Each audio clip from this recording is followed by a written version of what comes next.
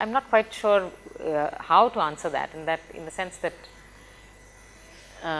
we don't independently have, we are not independently monitoring. We are monitoring on the basis of what information is publicly available largely to everyone. We try to learn partly through our projects that we have, but mainly we are looking at the same information, and I think you guys have a much better handle being out there in the, I'm sort of as a researcher. So, and a researcher is always trying to figure out by looking at these numbers, but maybe you all are feeling it. So, I think you might have even a better sense.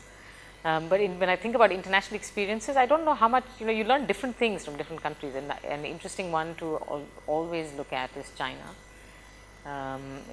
But our contexts are so different, so you can learn something from China, but it doesn't mean that you can replicate what they have done. Another country that has had pretty rapid declines in poverty is Brazil.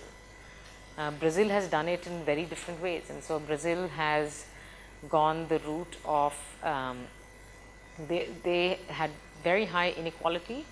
They have now inequality declining. They've had poverty declining quite a lot, and a lot of that can be attributed to the transfer programs. So they have a class of programs that were clubbed together and called the Bolsa Familias, and the Bolsa Familia, the evidence seems to suggest that had a big impact. Now, what can we learn from that for India? It's certainly the case that we cannot, unlike Brazil, redistribute our way out of poverty. So Brazil was looking at many fewer people. I mean, the scale of our problem is much higher than what Brazil faced. So they have a much more generous regime, and they seem to have done a very good job with it. So we can learn that these kinds of programs can make a difference. So India can have those, but on its own, it's not going to be a long-term solution, just because of the scale of our problem. So we learned something from Brazil, and I think people have looked a lot at the design of Bolsa Familia and the predecessor programs in Brazil and Mexico to try and learn what should be done for Indian programs. But ultimately, it has to be homegrown and contextualized, which is what ours are. Yeah. So one common criticism about poverty reduction rates has been that there are a lot of people who are just below the poverty line. With a few initiatives and a few efforts, it's very easy to bring them up, and thus the poverty rates are improved, the rates are reduced. But the last mile is generally left aside because they're constantly on the move, there's no education, no homes, and other things. So do you think this is one of the reasons why you've seen a reduction? I mean, in the way, without saying it, that's what I was trying to hint at, right? When I was showing you one of the things that I showed you, two things that I showed you. One is that you have a very high density of people right around the line. So there's a lot of people and then second, if you look at what has happened over this period from 93 to 2011, people have moved above the poverty line, but they're still below two poverty lines. So at least it tells you that the game is not over. There's a long way to go, and maybe the nature of the challenge has changed in that it's a big improvement to have had people at least move over the poverty line, but you have to now keep them there and move them further, right? So the conditions have to be created for people to actually stay above and keep moving, and that's, I think, is the challenge that we face now. Any thoughts on missing women? You raised a missing women story, women not entering the labor force. Yeah, I don't actually. It's not something that I've followed, so I don't. Other than yeah. I mean, I know the sort of the broad facts that it's worse in the richer states and stuff like that, but wage rise. You mentioned 2 and 3 hypotheses, but is there any work which more rigorous? we are doing it. No. Any initial? I've actually laid out in part some of the issues that we're doing research on now. So, yeah. But I'm hoping that others will also, pitch in and do some.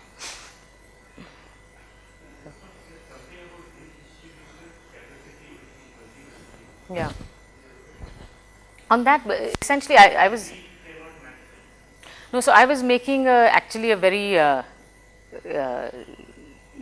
it's almost like a common sense kind of statement, in the sense that if you, so for example, if I just take the total, calculate the sum of the poverty gaps, right. So if I look at how far all are poor are from the poverty line, and you say that's the amount of income that has to be given to wipe out poverty, which is obviously doesn't work like that, but just as a thought exercise. Then sum up those poverty gaps and see how much would you need for that to happen year after year, and then you add up all the available income, it will be more than that. So that in that kind of, the marginal tax rate to have a redistributive plan that would lead to closing all the poverty gaps would be prohibitively high. Now, in the Brazil case, they have had large transfers, but they were dealing with many fewer people. So Bolsa Familia, actually the transfers are much more generous than they are in our programs. When you look at, for example, when you value the PDS transfer, it's much smaller than the Bolsa Familia one. And they've been able to reduce their poverty rate largely due to that program, because they have had very little action on growth during this period over which the research papers that I have in mind were studying. This is work by Alain Degendry and Betty Sadure in California. So I'm referring to that work on this. Yeah. This is a question about policy evaluation and the demand for policy, generate evidence-based policy. So you made a mention of the RCT method, that the poverty action lab. They made it into a bit of a cult. They're called the randomista these days, right? And so there are different ways of generating policy evidence, producing knowledge. And the randomista people produce knowledge at a very slow, ponderous pace. I mean, each evaluation takes like 2 years or 3 years. Whereas the rate at which evidence is demanded by policymakers and implementers is much, much higher. And there seems to be a disconnect. So I'm wondering if you can make a comment about what is the optimal level of purchase of certainty that you require about causation that the randomista guys are trying to sell. Why can't good observational studies be still there? So I'm just trying to understand this disconnect. Do you have a comment about that? Is there an optimal rate at which policy evaluation knowledge can be produced to meet the demand in a sensible way? I don't know. I mean, I don't know what to say on that. One thing I'll say is that I'm not a randomista, and I do observational studies, and I take longer than some of the randomistas do. So I think even carefully done observational studies require a lot of work. But I think there's a role for all types of research. You need the really carefully done research that's probably better done in academic institutions. So to keep pushing the frontier of our knowledge, you need that kind of research. Then you need people who are distilling that research and applying it, so that the cutting edge to new empirical contexts. That kind of research can be faster because somebody else has developed the methods. You need that.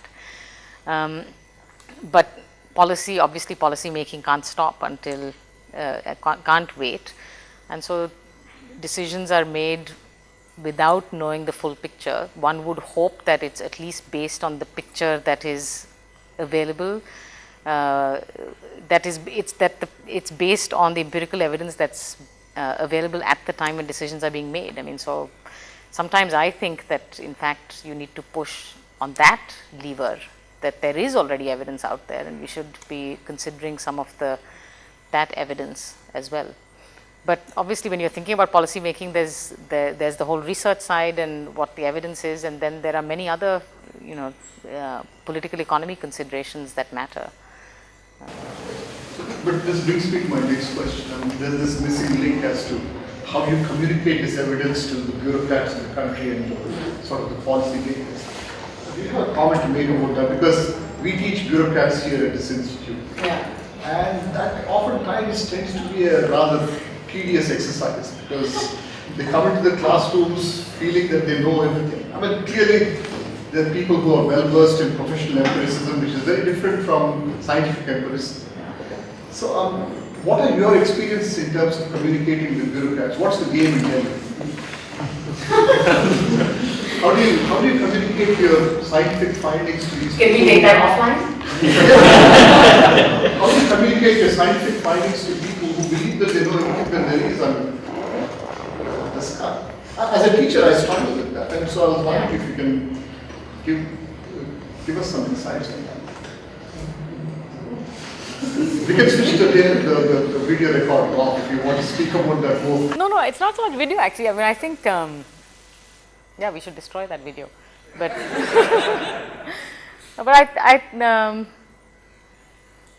you know, sometimes I actually, so I'm just speaking very candidly, and it's not like I have a great amount of experience communicating with policymakers, with bureaucrats. I think that it's not always, you can't always predict when your advice will actually be heeded. You know, so sometimes there's a lot of in the right place at the right time for when faced with a problem that has to be solved. If you have an answer, you are generally listened to.